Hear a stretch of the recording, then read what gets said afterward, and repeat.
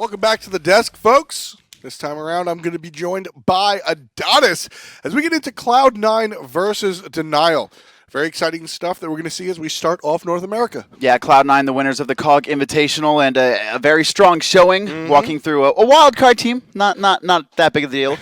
Beating AFK and then taking 5 games to Eager. We got Cloud9 on your screen, and the same team that you've seen for a long time, except for Baskin. He just recently joined the squad at the beginning of the fall split. But most importantly, it kind of looks like Baskin has a beard. From like where we're sitting, like that kind of looks like Baskin has a beard. I don't know if like on Twitch it's the same thing, but I sort of see it. I don't think you're crazy. I sort of see that kind of shadowy lighting. Anyway, before we get into the game, I do want to, on behalf of everyone here at hi-rez Studios, wish MLC South a congratulatory hurrah. He is now a married man. Well, it's going to be in the evening, I believe. Okay, so SPL first, priorities. You gotta, if he has to choose between getting married or the SPL, it's SPL comes first, and then he goes and gets married. But yeah, it's awesome for him. He announced his engagement a couple months ago, right after the SWC championship that they won. So shout outs to him and, is it Mariah? Yes, it's Mariah. So congratulations to him and Mariah. And that team, though, they're still SPL to be played. They will be going up against Denial, and we'll take a look at what these opponents look like. Dressed in orange, it's Macetodaface, Shing, BronxBombers, Shadowq, and Whalrus. They've had an up and down season. They've had a lot of close games, but unfortunately haven't been able to find the wins they want. They are a competitive team that can take games and like pressure the top teams, but I think they haven't been able to find the wins that I really think they deserve. But to be fair, I mean, all of North America is just super competitive right now. Yeah, exactly. One of the things that I do like about Denial is that, one, they always throw us for a loop. They're never predictable. Yes. And one of the things that they do is they're very creative with their game plans and strategies, which is why we're able to see them take games off of some of the big boys and the top team contenders, because they can surprise you. Sometimes I remember they won a game with a split push Loki, which is something that we haven't seen for a long time. So. Is that funny enough? That was actually Baskin who played that. Now on Cloud9. So actually, Summer Split, Baskin was the Denial solo laner. He left, of course, it's Cloud9 to be fair. You're going to leave for Cloud9 if they ask you. I wonder. You know what? Bring us to picks and bans. I want to see if we get a split push Loki out of Cloud9 now that Baskin's on the Actually, team. I have talked to BaRRaCCuDDa, and he mentioned that they have adapted their playstyle a little bit for Baskin, because Baskin, of course, he has his carry potentials. He said, like, Omega, he was always at that 5 or 6. Like, he might not ever go off, but he would never play bad. Baskin, of course, once in a while he'll have some bad games, but sometimes he can go off. He can be that 7, 8, 9, 10 carry player that Cloud9 didn't really have in that soul lane before. Right, and it's also a different role as we see Isis banned out by Cloud9. Macetodaface, one of the perennial Isis players in our SPL, is that Omega was very much a chunky bruiser. He is there in the front line, he plays warriors, and that be that. Now, not to say that Omega can't play different things, but that's what he brought to the team. Baskin, on the other hand, much different. Baskin is the guy that, he plays the Bakasuras, he plays the Fenrirs, he plays those aggressive characters. We will see the Warriors come out when it needs to happen for the team, but he does have that capability. So, as you said, having to adjust and adapt to that has really been a part of what Cloud9 has been doing. The bans are out. Serqet not opted to be banned this time, one of the rare occasions, and Denial take advantage of it and select her at the top. It's going to be going to Shing. I do like the Ares ban. We always talk about Aurora's Ares over on COG, right? It's just so strong. But the other North American player that can really utilize this god is Shadowq. So banning it away from him, I really like that. Look, Sun Wukong, Geb picked up for Cloud9. No surprise for the Sun Wukong going to solo. And then Jeff's Geb is always prioritized on Cloud9. Exactly. And the Sun Wukong just super strong. No reason not to take Blue Kong. And Freya going to be picked up for Denial eSports along with Bellona. So with Serqet going into the jungle, Freya will be going to BronxBombers.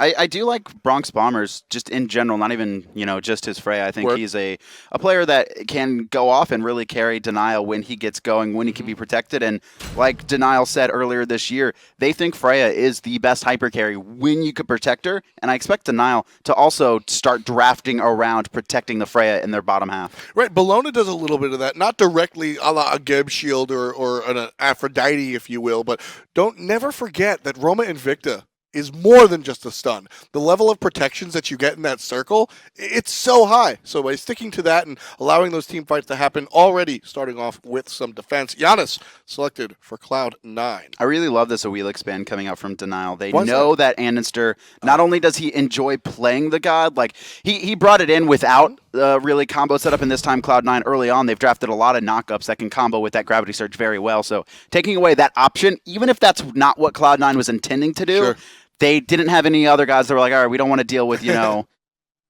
Cloud9's, Arachne.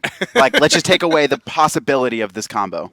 So with that banned out, Cloud9 goes very traditional and picks up the Thor. Agni on the side of Denial. Real fast pick and ban with phase. The Sylvanus. So very quick down the middle. Nuwa was banned out by Cloud9, which I don't want to say forces Macetodaface into Agni, because you never forced into Agni.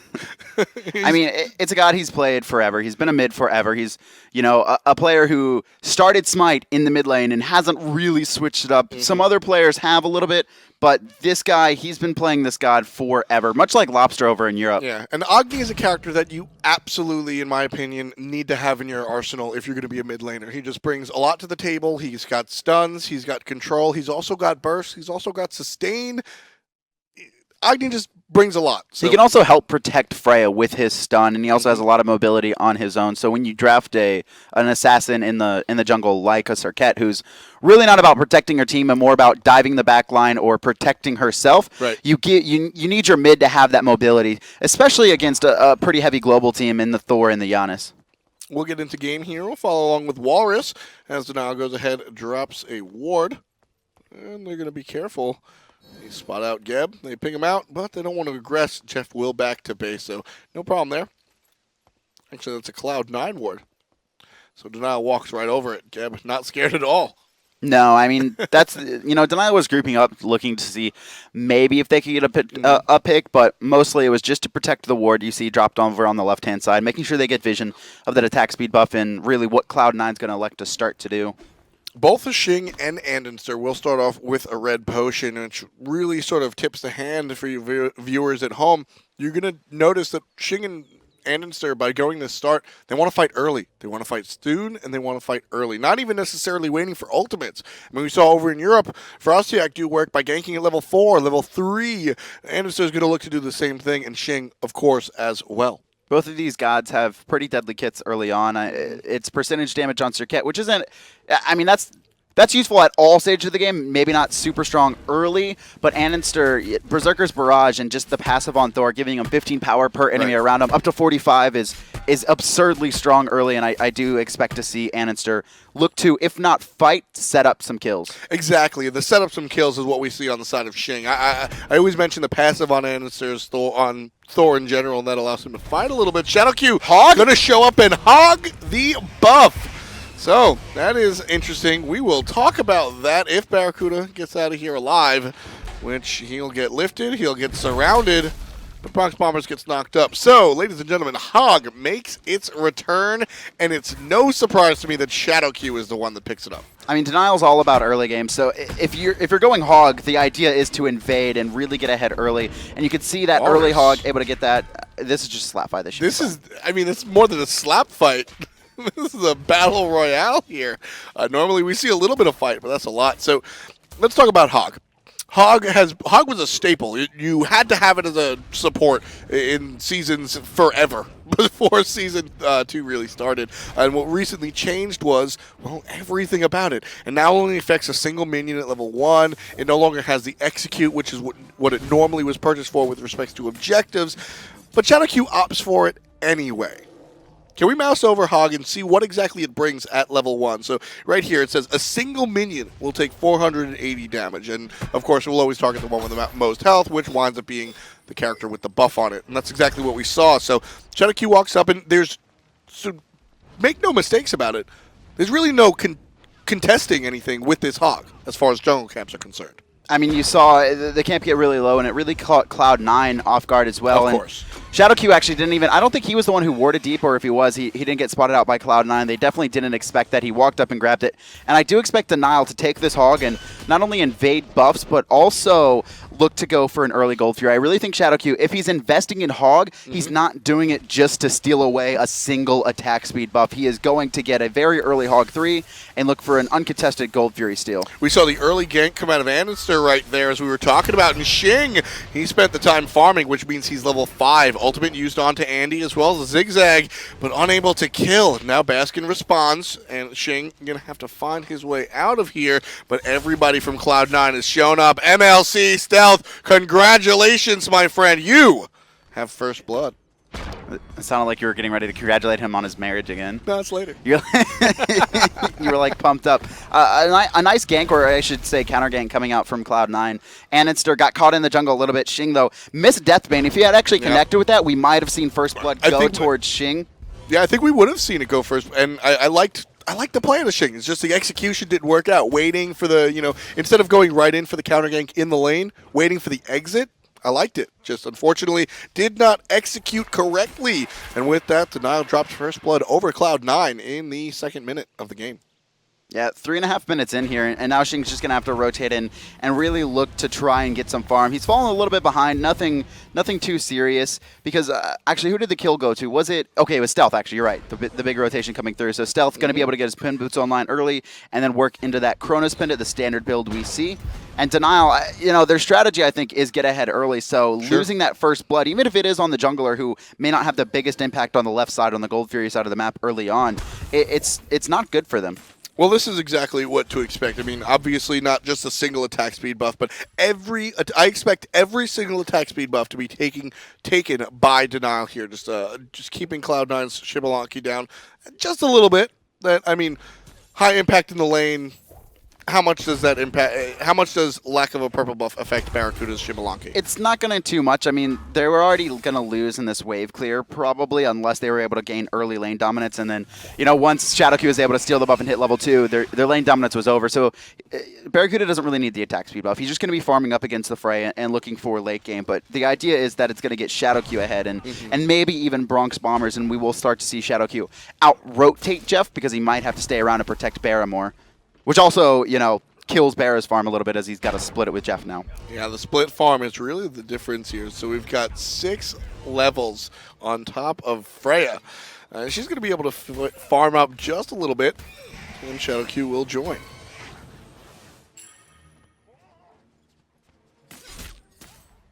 Five minutes in on the dot. 1 kill on the board, going the way of Cloud9, and Denial have yet to find an answer. Shing started with a red pot, and MLC Stealth and 2 friends made sure that it got deleted before it ran its full course. We're going to see early actives come out from Denial. Many beads on the side of Denial, even though there's no Ares. That's a lot of early actives, right? They're making sure that this global presence that Cloud9 has, that if they are rotating with the Thor and with the Janus, that it's not going to just be able to get free kills. They're going to be able to utilize their beads and their Aegises to get away. And, the 2 actives on Macetodaface, that's a little bit surprising that both of those got picked up early. Whalrus could be in trouble. He should be able to walk out of there. The double tap not able to connect. The stun on andinster's Thor wall not long enough yet to lock him in place. Thor going to come back out of the solo lane, drop a ward as he makes his way into mid. We'll see our core meet up here in the middle, as we do so many times. Support, jungle, and mid will meet up and dance a little bit in this lane. A lot of damage being given out to Macetodaface via Agni Flames and Thor Hammers. It's really not that bad for Agni when he gets double tapped. It's not that bad against a Thor this early on if he's double tapping you. If he's maxing Berserker's Barrage, you did see Macetodaface get chunked there or get hit, but it really didn't take a big hit, and it was almost like bad for andinster that he expended that mana almost. Yeah, the hammer only level 2. The majority of the points being invested into Berserker's Barrage. We'll take a look, and most of the time what I would expect is we're going to see Berserker's Barrage and Mjolnir's Attunement sort of leveled up before the ultimate. I don't think andinster really looking for the damage out of that ult. That winds up being a playstyle choice, doesn't it? It's a playstyle choice, and also depending on how the game is. If andinster feels like he wants to, and the hammer versus the Berserker's Barrage is both playstyle, and it's Can I dive into them, right? If they have like a Poseidon, can I hammer into them and spam Berserker's Barrage, or am I going to get immediately cracking and blown up? And also, is there a silence or whatnot? And Shing looking to silence Baskin the hard way by just taking him out and sending him to the crypts. And with the jump, Whalrus will solidify that one 1-1 as the kills are evened out. Here comes Cloud9, but they're just a hair too late, unable to respond. So Denial gets out of there no problem, except for Shadowq. He's made the rotation, uses the ultimate. Here comes the rest of Denial. Very low is MLC Stealth, and Whalrus will pick up a kill. So the counter engagement comes out from Denial. They get one kill at least for it, but a great wall from andinster will prevent the aggression from Mace and Whalrus. I like the response from Cloud9, but like you said originally, it just wasn't that fast. It wasn't in place. We actually saw andinster. He knew that Baskin was going to die, and you could see that his Thor was just a little bit short because he didn't have the range. He wasn't able to rotate over in time. And then we saw Cloud9 rotate with MLC Stealths but by then, the fight had been over. They tried to pick Shadowq, but you're investing a lot into a support who, while not tanky, you simply didn't have the burst to blow him up. And then some big, important bombs coming out from Macetodaface, locking down that extra kill for Denial. Yeah, a big part of that. The Wrath of Terra, just enough time. Knockups are a tricky form of CC because you can't lessen the amount, right? So the knockup was very important. It allowed Denial to really respond. Shadowq trying to be sneaky, but well, there was a ward right there. So very much telegraphing what his plan was. And Cloud9 understand it. They're here, and they're ready to fight. That was a great wall. Dynamite going out onto Shadowq, but again, great lift coming out from Bronx. Portal. If only those pulses could go. I always wonder what Smite would be like if projectiles could go through portals. What if you just like bounced a Hui ricochet into one, and then it ricocheted off that wall? That's where Infinity Hebo comes from. Macetodaface just barely avoiding that poke. Almost got hit by an unstable vortex and a double tap, but like we said, that Thor wall, it doesn't actually stun for that long early on, and sometimes you will see players, going back to this playstyle choice, level it up to rank 2. Can we actually hover over andinster? I believe his is probably only rank 1, yeah. So some players will level this up to rank 2 to have the longer stun, because the 1 second will hold some players in place long enough to secure the double tap without them being able to get out of the stun. Exactly. Thor is a character where, much like Vulcan, where you have sort of free reign over how you want to deal out your points per level. As we said, Berserker's Barrage versus Mjolnir is partly great stun to stop the bludgeon damage. It's partly playstyle, partly sort of situational. Shing gets very aggressive. Did not expect that amount. Ultimate still online. No, it went on cooldown. It got canceled. Yes, sometimes basically if you're going to use your ult at the exact same time that someone teleports, sometimes, most notably a Janus, Loki ult, it works with that, and same with Thor ult. You have to, or excuse me, Thor hammer, you have to understand that sometimes they'll actually teleport in between themselves the second you ult. So it's a matchup knowledge that I know Shing knows, but unfortunately he just mistimed it there. So in that case, very strong reaction goes to the Thor. Same with Naja Sash. If you can actually get that off right as Serqet ults you. Now it's that one, it's just small tweens that that one I'm familiar with. The blue buff is very strong at getting away from Naja Sash. It's really trust me on that one. The ogre's got some jukes. Mid lane one more time. This core from Denial just sticking together. They're really keeping Shing, Mace, and Shadowq as one unit. I like this bait. Yeah, Cloud9 recognized it, but they're walking over a ward. Well, Shadowq actually rotated in, dropped the ward, and then recognized immediately that there's 3 players waiting over. You get that noise, ching ching ching, right? The 3 pings, and all of a sudden Shadowq decides, I do not want to walk in that direction, and I like the support from Mace. Mace just drops a stun and a bomb over the wall just in case, and Cloud9 decide not to get testy and walk directly away. BaRRaCCuDDa going to take the time that we actually saw Freya have to back, and noticing that his team was blocking off Shadowq, were trying to pick him. Shadowq couldn't rotate to protect that attack speed buff and was able to steal it away for himself. Now, we always, up here, all of us will stumble over our words, and I usually don't draw attention to it, but you just called him BaRRaCCuDDa. Did I? Was that a Freudian slip? Do you think he's that cute? No, I was actually trying to burp, and it's just like I was trying to finish the word real fast. You should have just said yes. No. BaRRaCCuDDa's play has been on this Xbalanque. Actually, it's very interesting because Xbalanque is a character that wants to stay in lane a little bit and sort of wait it out. What are you pointing at? Minion kills? Yeah, I mean, look at this. You can actually see the huge difference. I mean, MLC Stealth is almost 30 above. That's way more than 300 gold difference off of nothing outside of just last hitting on the farm. And you take a look, Macetodaface, 5,600 gold compared to MLC Stealth, 6,100. So Stealth doing a fantastic job of out-farming Mace early on. And Mace, also, he's invested 1,200 into actives, which means his build is almost 2,000 gold behind at 12 minutes now. You know, he's going to be a little bit safer in the fact that he can escape these ganks. But even then, you know, Mace actually just placed a Sentry as well. And Mace is investing a lot of gold into non-damage items.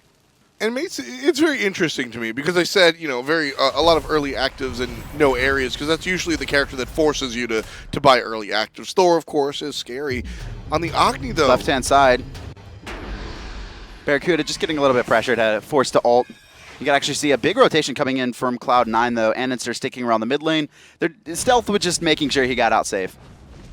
A little bit more aggression, or a little bit just a hair less aggression from Denial that Cloud9 anticipated, I think, as they make the rotation and find that their targets are a little bit closer to home than they had originally Mid lane, we actually see Shing going to dash in, and a knockup from Shadowq, but a counter engage coming out from JeffHindla. But andinster gets to this guy. Is he going to land on Shing? He's actually going to mistiming it or misreading what was going to happen. A great pull from Shadowq. Going to keep Shing alive for now, but now Shadowq's caught. Big rotation from Bronx, but he's actually 1 versus 4 in the back line.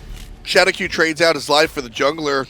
Pretty much, well, I mean, obviously you don't want anybody to die there at Janus, but I think I'd much rather my support take one for the team. That was a great pull. I mean, that jungler. Shing was as good as dead if that pull didn't happen, so full credit to Shadowq for that one. And I mean, that's where Shadowq really made a name for himself with these defensive plays, and sort of innovation is his main headline, I guess, when you're talking about Shadowq.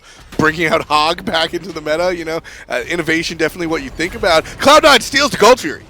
Cloud9 actually secured their own gold. Fury Whalrus tried to steal it away, unfortunately not in time there. And, you know, Denial, they're the one with the hog. They're the team that I thought was actually going to be able to get these early gold Furies, but it's been Cloud9 that's been the aggressors. Actually, to be fair, both have been the aggressors.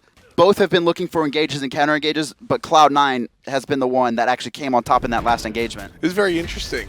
Back when Hog was a requirement, not even a staple, but a requirement on supports, the old strategy was kill the support and then go directly to the Gold Fury because nobody can do anything about it. That's largely not the case. Now we don't see teams attempt things until there's 4 or 3 people dead. Well, Cloud9 saw a Hog and just went right back to their own playbook. They killed the Hog holder, they killed Shadowq, went right to Gold Fury, and Denial did not have anything to say about it. I mean, Cloud9 had forced so many players back, and like you said, normally when 3 or 4 are down, they weren't able to find 3 or 4 kills, but what they got was they forced Bronx ult, they forced Shing, so they killed Shadowq, and they forced multiple people back to base, meaning it was uncontested. I mean, Whalrus technically contested it, he wasn't there in time, and it was a great play from Cloud9 on recognizing that and taking that early gold lead, and that's going to be very important because now Denial, who, you know, have invested into this Hog, and maybe it's just for Fire Giant, maybe it's just for Gold Fury later game, but early on, that's 5 minutes that Denial are not going to be able to utilize their Hog to secure that objective. And that Hog,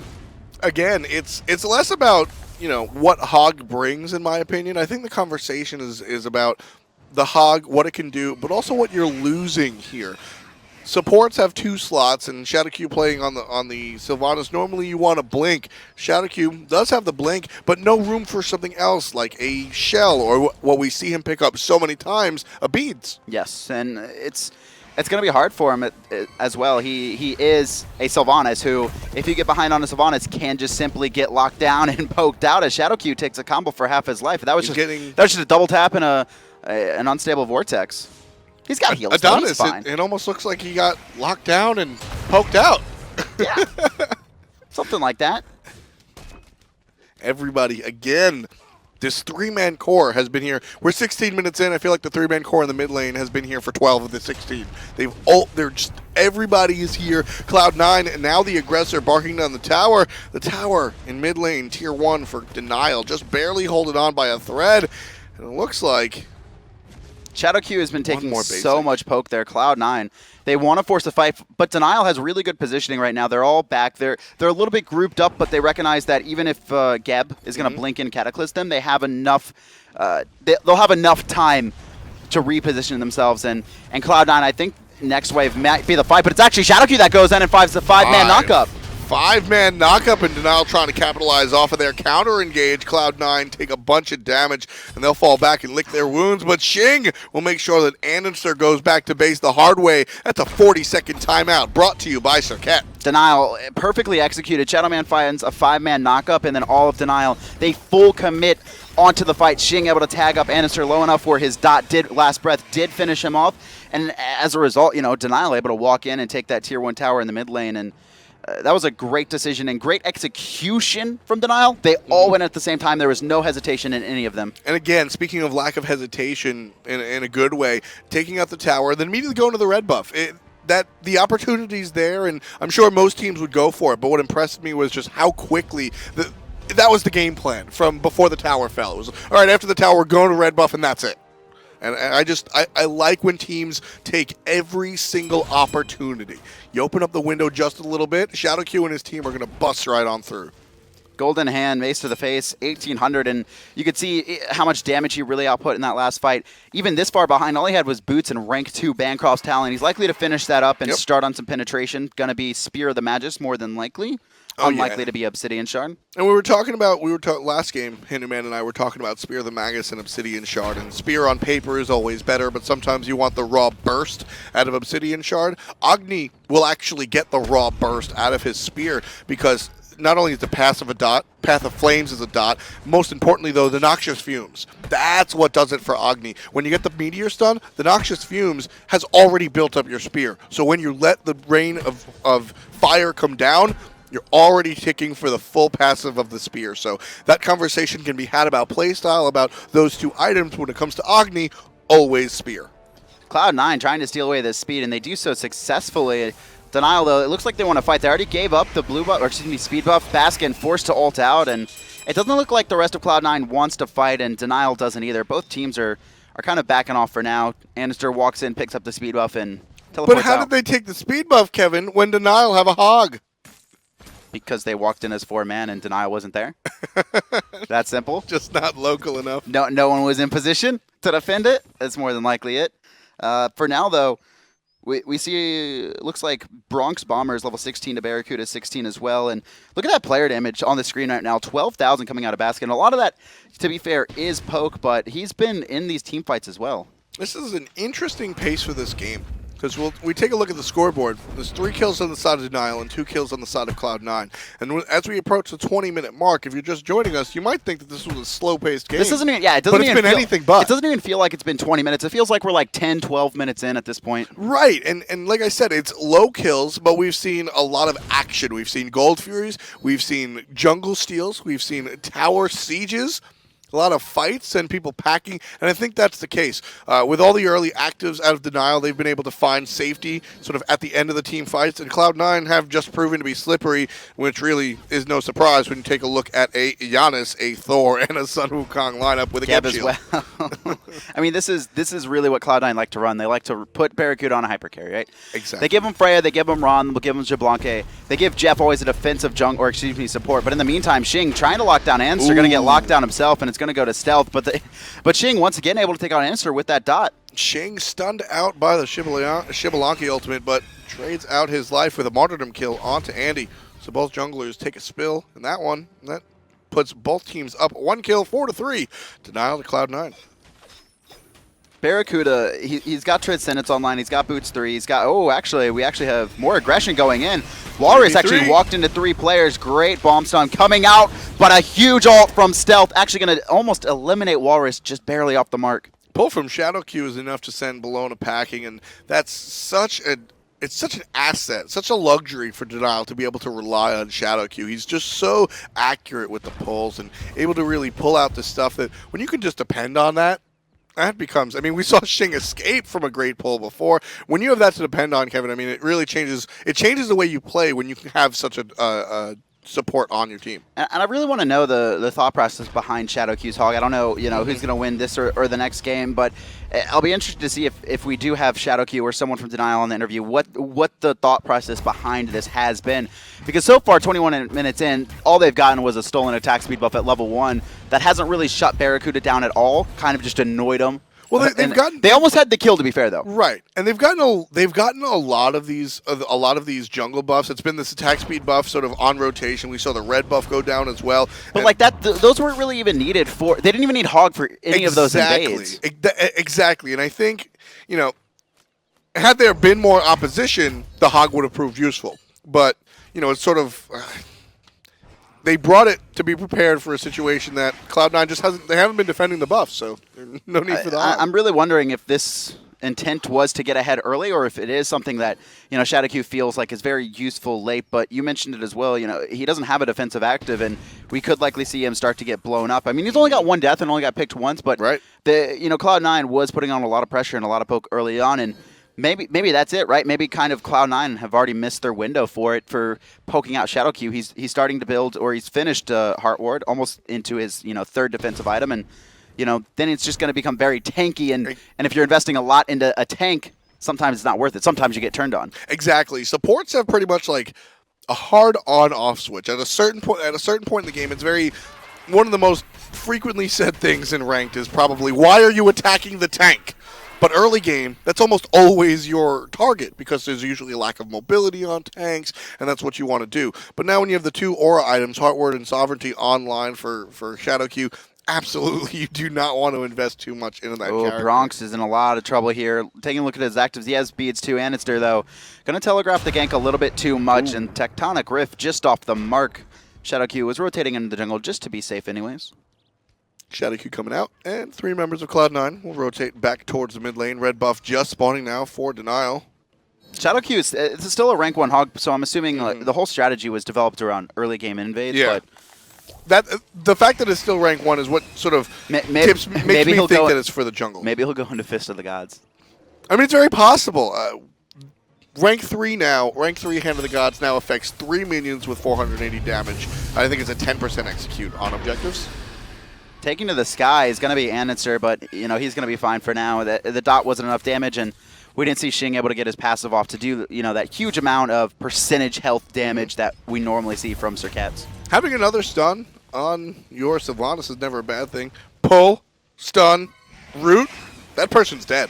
So Fist of the Gods, I mean, we both sort of laughed about it, but after second thought, that will create a positive situation for Denial, and Shadowq's hitting the pulls. Shadowq's hitting the pulls. He is, and both these teams are really investing a lot into their hunters. In the dual lane, BaRRaCCuDDa and BronxBombers, they're the hyper carries. As we go into a quick pause, we'll be back in a second. They're the hyper carries. Freya and Xbalanque, these are the gods that everyone always screams late game, late game, late game. And I would say the composition from Cloud9 probably has a better protect comp, especially with a Geb most notably. I mean, Sylvanus, he has a lot of peel as well, but it's not a Geb shield. I mean, there's a pool, but it's like, what if Shadowq misses the pool that could save his... But there's a pull, a root, and a stun. Yeah, but I mean, you can miss them, right? They're missable. You can't miss a Geb. It's actually impossible to miss a Geb shield. You can't miss the stun. It's Fist of the Gods. Oh my God, I was joking. He's not going to buy Fist of the Gods. Realistically, he just might. No, he won't. You think it's going to be a Hog 3? It's going to be a Hog 3. If he's investing 900 gold into an active, it's not going to be an on-demand stun as a support. It's I'm not saying it can't be useful. Right. But it's not going to be useful because you're so slow already. The stun's not long enough. It's not worth it. You'd rather have the 1,000 true damage and try and steal an objective or secure an objective. Exactly. You're doing a huge mage damage ultimate to lock it down. And also there's numbers above the objectives as well. So you know that I will secure it with your true damage. There's a flat 1,000, exactly. And when you take a look at Cloud9's draft, I mean, MLC Stealth with through space and time, if you want to hit for 1,000, you got to be by back harpies, I'd say. It's a ways. Yeah, it's a distance and a half. You'd have to be a long way away. You'd have to have a member of your team up by gold for you to communicate the health bar.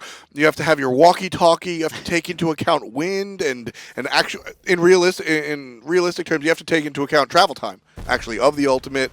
So Shadowq finding a 4-man knockup, and Whalrus, he's going to combine over the top, but it's not going to be enough. JeffHindla now going to get a 4-man Cataclysm, andinster to lock players down. Andinster takes to the sky. Who's he going to land on? Probably BronxBombers here in the back line, and yeah, it's going to be just him. Bronx is in a little bit of trouble now. Takes to the sky because he gets poked out by MLC Stealth, raining down bombs from Freya as BaRRaCCuDDa finishes off Shing. That's taking a lot of damage out of the way of all members of Cloud9. Trying to find a way out is Whalrus, but he's going to get spinned on and spun down. Andinster takes one as Macetodaface protects his soul. BaRRaCCuDDa is going super deep. Stealth's here as well. Baskin as well, trying to combine. Actually going to stun Mace under tower, and the amount of damage and combination output from BaRRaCCuDDa and Baskin is absurd.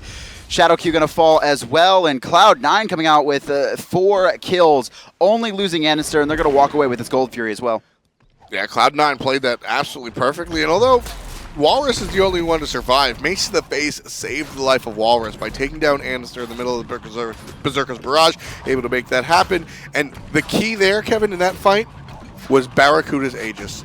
The Aegis came out, and I feel like, I don't want to say 9 times out of 10, but maybe 7 times, 8 times out of 10, that Aegis is just a 2-second delay to certain death. And that's what it looked like. BaRRaCCuDDa was surrounded by denial. Surrounded, but he Aegises out the stun, and as soon as and what happens is that's all of the bombs that Mace had left. So there's no more follow-up from Agni, and BaRRaCCuDDa is able to do BaRRaCCuDDa and just chew through the team. I mean, he walked through a tier 2 tower. He's like, we know we're going to win this fight. Stealth and Baskin, also a great follow-up from them, and you know, I said it's BaRRaCCuDDa versus BronxBombers kind of for the carries. I'll agree. Yeah. And Bronx just got dove real hard by andinster. You saw him forced to Valkyrie's discretion very early into the fight. I mean, probably the first 5 to 10 seconds. You know, there was the engage.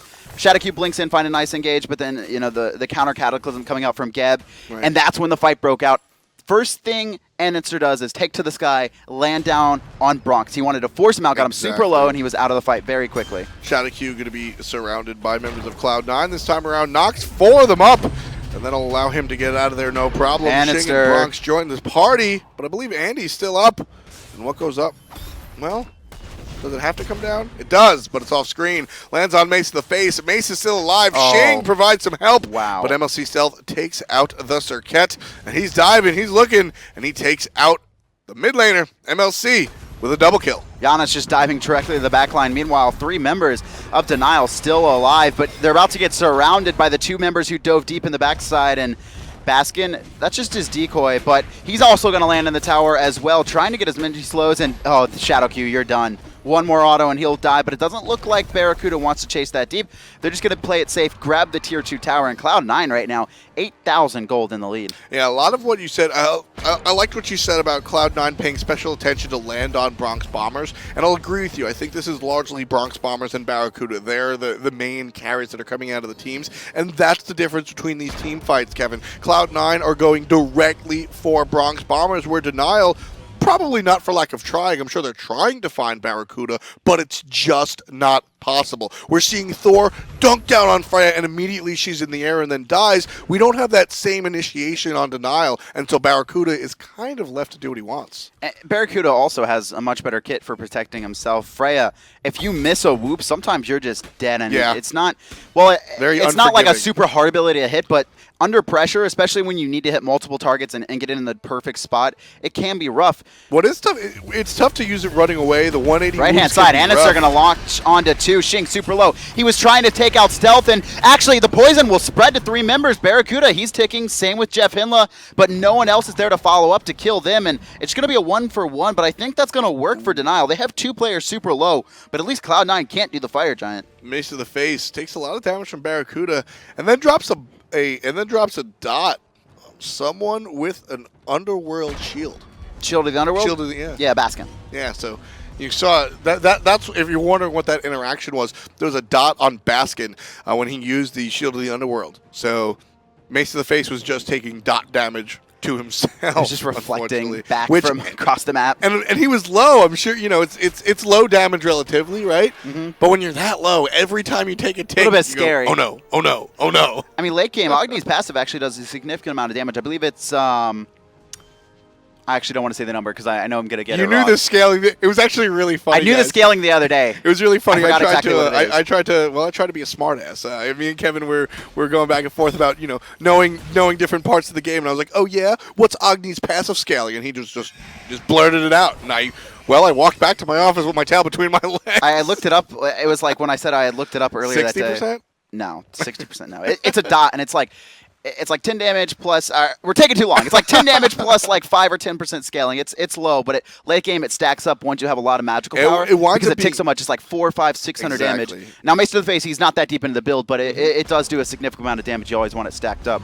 We do see the spear come out online, so intelligent building from the mid laner on Denial, expecting no less from the brother of Shadowq. Well, of course, Macetodaface and Shadowq are brothers. Yeah, I mean, the brothers Grabowski. I almost feel like BronxBombers and Macetodaface, one of them didn't need to go spear, and I think it was Bronx. Sure. I think Macetodaface is going to be spreading a lot of dot damage to the team. I agree. With his meteors, and I almost feel like as a team that, while that is probably a better item for Bronx individually, I think with those passive stacks from spear coming out from Mace, I think he could have just gone Obsidian Shard.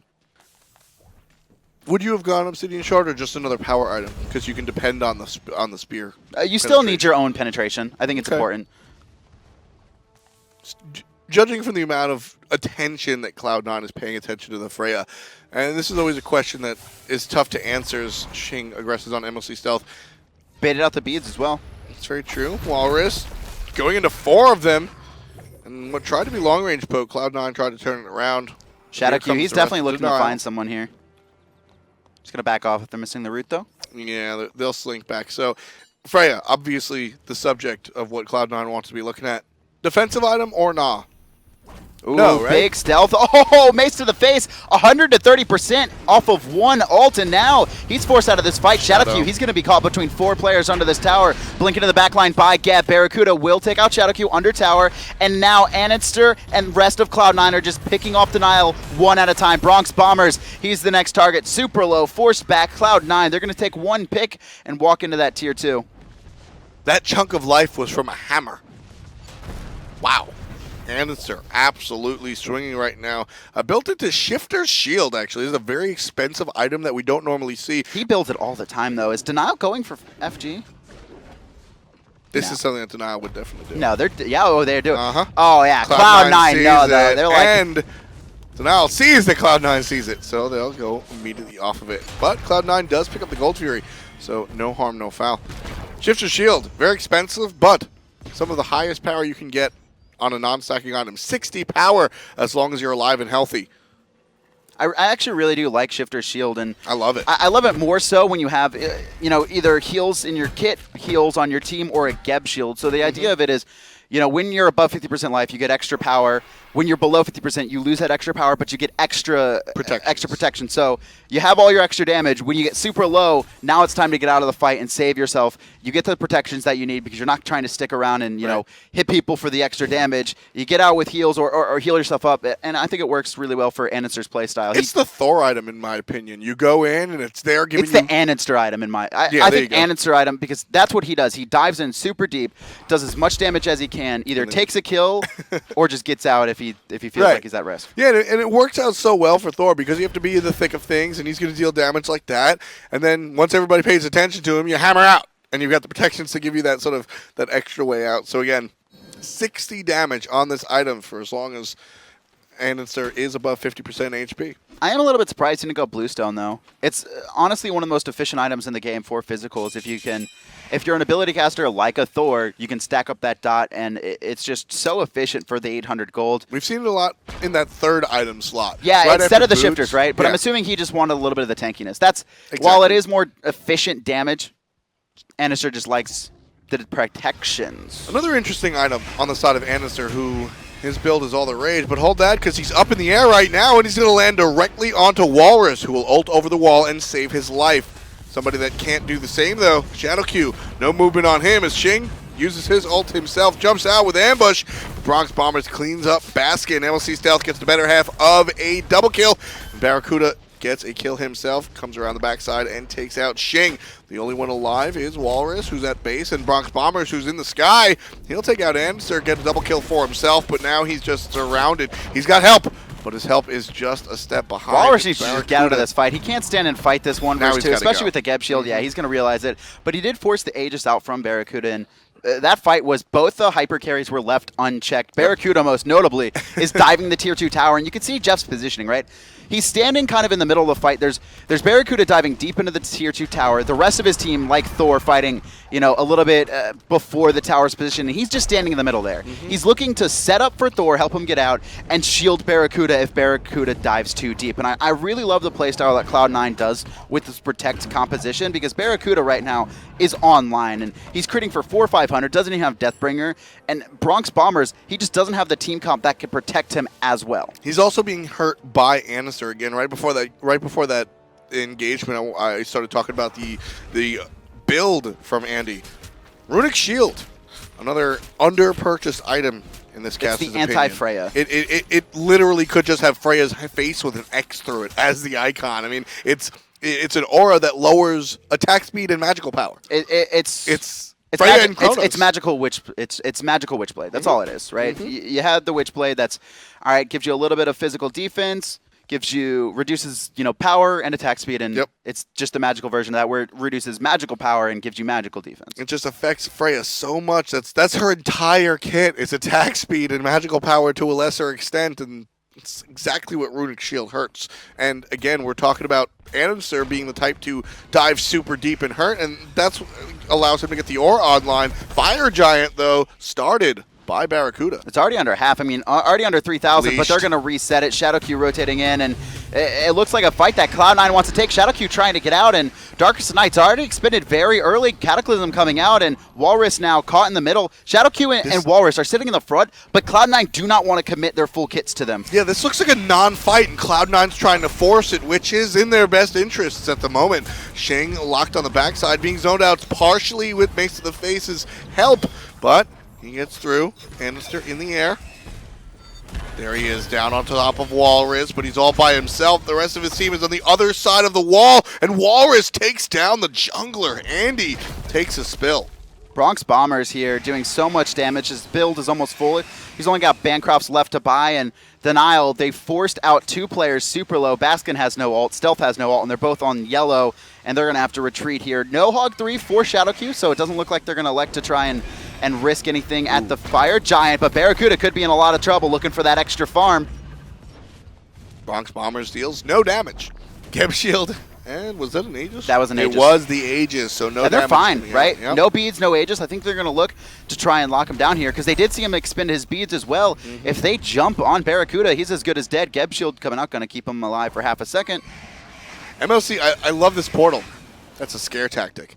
MLC's not going to come through that portal unless Cloud9 engages. But by dropping the portal, Denial has to be careful. They see 3 members. They know Andy's dead, so they know it's only MLC.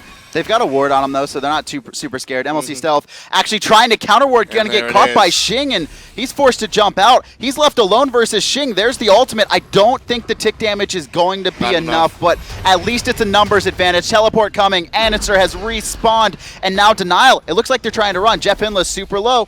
MLC Stealth was 1 tick away from death, but he has no ultimate up, so he won't be able to join this fight as quickly as he'd like. That said, Cloud9 playing good defense with 2 members, not even the full squad, able to push Denial and send them packing. Shadowq was able to heal up his team so much there. I mean, Denial realistically should have backed off of that Tier 1 tower a long time ago, but the power of Sylvanus whips, keeping his team refreshed and revitalized, and all the poke they took, he was able to basically negate. Can we actually take a look at healing done so far?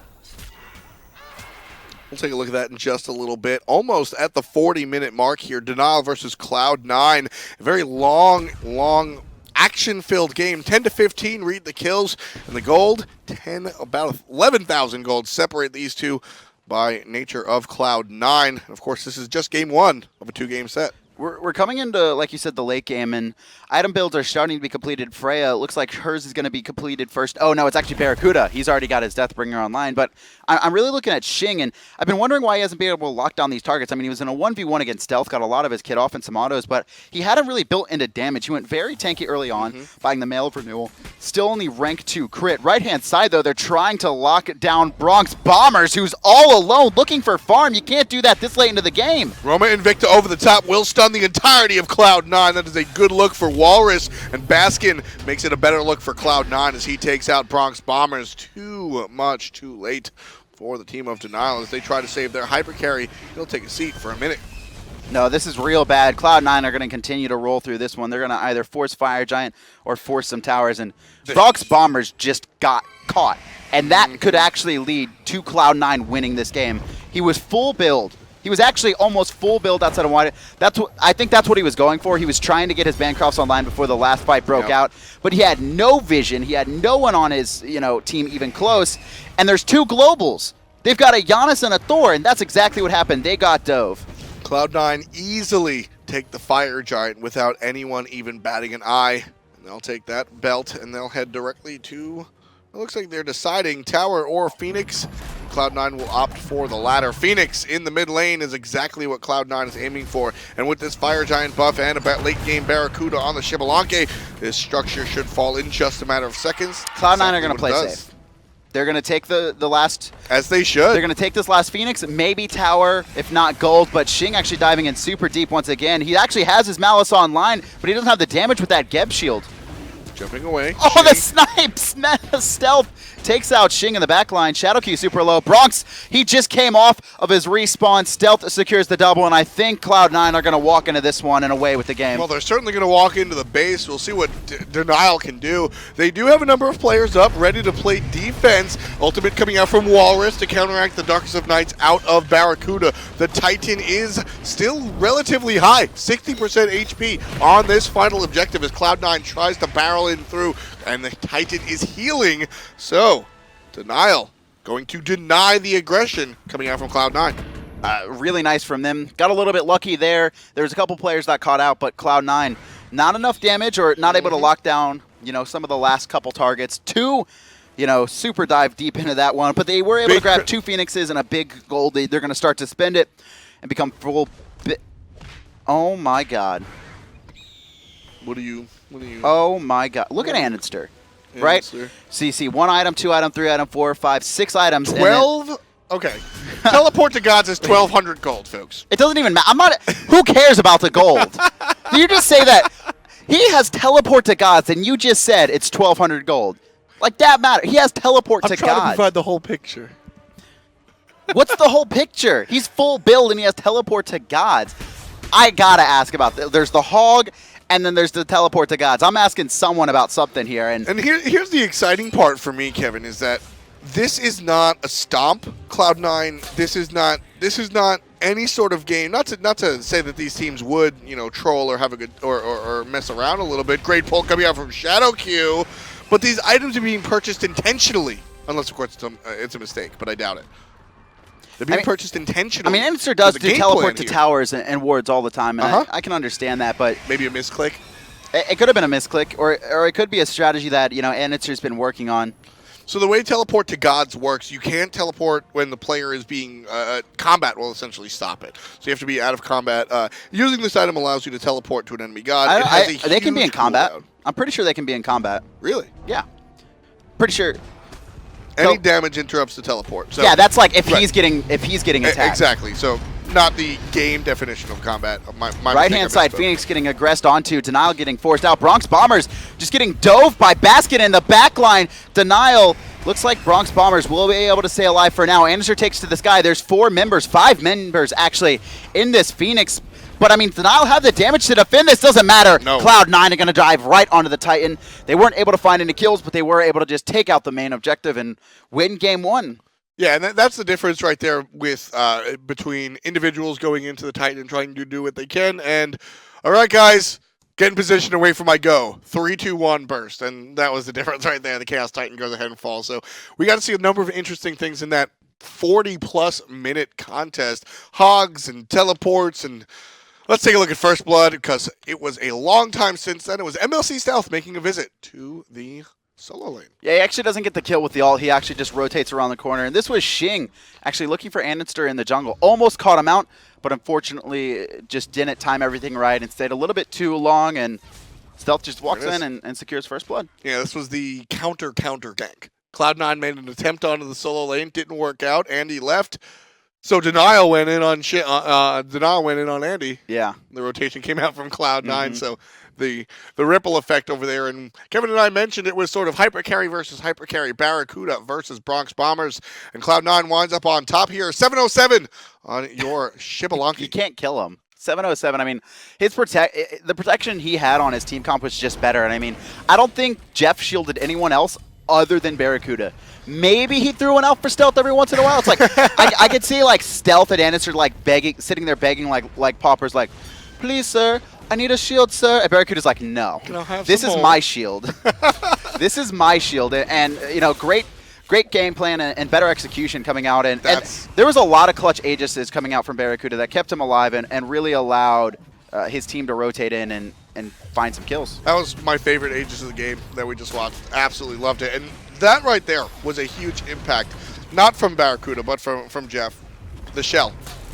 The shell was activated every single time Cloud9 wanted to dive deep for BronxBombers, and as soon as they dove deep, because they knew they were going to be in trouble, the shell would come out, and that saved the majority of these engagements. Shadowq had the hog, could not purchase the shell. He also, I mean, the hog, their game plan was to get going early with the hog, and I think invade and maybe look for an early gold fury. Unfortunately, it didn't work out for that. Right. We actually saw Shadowq elect not to build into the hog 3. He knew it would have been 600 gold wasted because they didn't have that early advantage they were looking for.